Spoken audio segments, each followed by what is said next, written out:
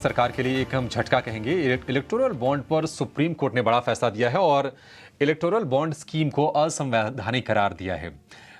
कितना अहम है ये मामला, इसके मायने क्या है, बताने के लिए हमारे सीनियर एडिटर राजेश सिंह हमारे साथ जुड़ गए हैं। राजेश जी, किस तरह से समझें इस अपडेट को?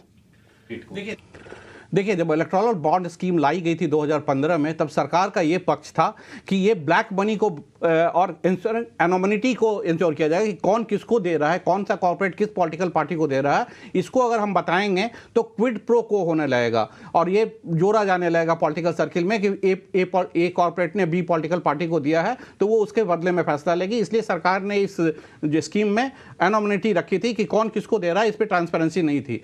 लेकिन सुप्रीम कोर्ट का ये मानना है कि ये जो ट्रांसपेरेंसी नहीं है, ये राइट ऑफ वायलेशन है, राइट ऑफ इंफॉर्मेशन का वायलेशन है और इसके तहत सुप्रीम कोर्ट ने इलेक्ट्रॉनिक बॉन्ड स्कीम को बिल्कुल निरस्त कर दिया है और इसे असंवैधानिक करार करते हुए ये बोला गया है कि आज के बाद अब एसबीआई जो इशू करती है इलेक्ट्रॉनिक बॉन्ड, अब कोई नया electronic bond scheme SBI issue नहीं करेगी।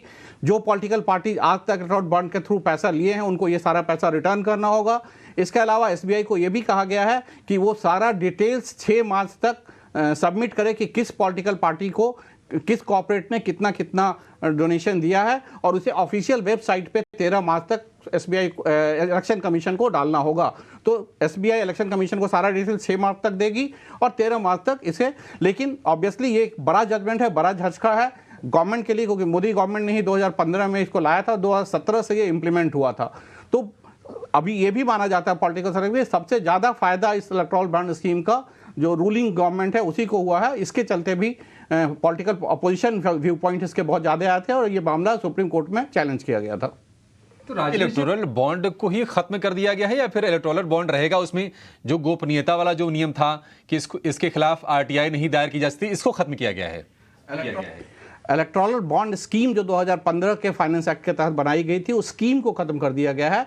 इलेक्टोरल बॉन्ड उस स्कीम के तहत अब नए जारी नहीं होंगे। नया स्कीम गवर्नमेंट को फॉर्मुलेट करना होगा या इलेक्शन कमीशन को फॉर्मुलेट करना होगा और वो नए स्कीम के तहत, क्योंकि फंडिंग जो होता है पॉलिटिकल पार्टीज को, कॉर्पोरेट डोनेशन जो होता है वो होता है, लेकिन इस स्कीम के तहत जो 2015 का फाइनेंस एक्ट के तहत स्कीम बनाई गई थी, इस स्कीम के तहत इलेक्टोरल बॉन्ड पे अब एसबीआई कोई नया बॉन्ड इशू नहीं करेगा।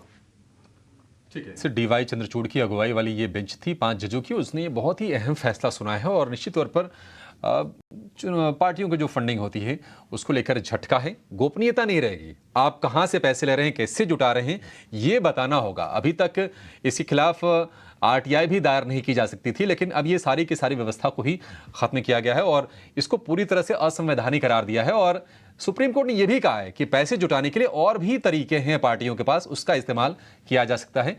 और इलेक्टोरल बॉन्ड को लेकर ये निश्चित तौर पर एक बड़ा फैसला। राजेश जी, बहुत शुक्रिया आपका समय देने के लिए और इसको बहुत ही विस्तार से बारीकी से ये सारी चीजें समझाने के लिए।